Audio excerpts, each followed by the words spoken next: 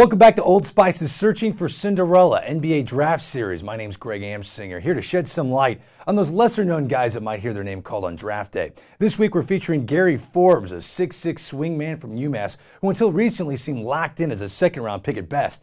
But he's been showcasing all of his talents at the pre-draft camps, which has really boosted his stock. After playing 4 years of solid ball at UMass and Virginia, Forbes still received virtually no buzz from NBA scouts. As a senior, he averaged nearly 20 points and 8 boards a game in a very competitive Atlantic 10 conference, where he earned Conference Player of the Year honors.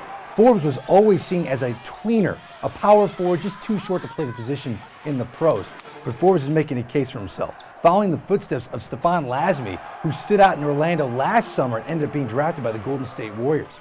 At this year's Orlando camp, Forbes really shined. He was one of the few players who showed the ability to take over a game when his team needed it, and that kind of leadership, you just can't ignore that. Forbes put up the best performance to date on the third day of the NBA pre-draft camp in Orlando. He scored 30 points on 7 of 16 shooting in only 26 minutes. Better yet, Forbes knocked down 15 of 16 from the free throw line. He was aggressive with both hands and physical around the basket, displaying great instincts, footwork, and body control. Forbes has already proven himself to be an excellent slasher. In college, he consistently got to the line where he converted over 70% of his shots. But for his career at UMass, he shot only 29% from three-point range. At both Portsmouth and Orlando, he has shown a drastic improvement in that area. If Forbes can learn to shoot as smoothly from the outside as he does from the line, he'll be a tremendous offensive addition to any NBA team.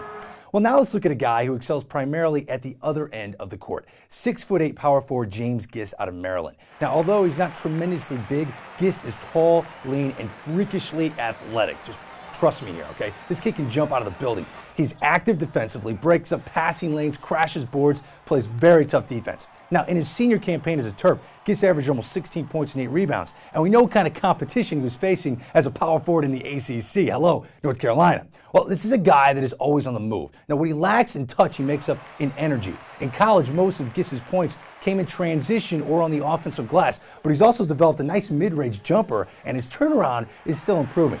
No doubt, Gist has some glaring weaknesses on his offensive package. His ball handling is very questionable, and he rarely goes to his left. So unless Gist improves his offensive versatility, NBA defenders will easily be able to learn his tendencies and really shut him down. Well, those are two guys to watch over the next few weeks. That's all we have for this edition of Searching for Cinderella. My name's Greg Amsinger. We're going to be following all those NBA draft prospects you might not know too much about right now.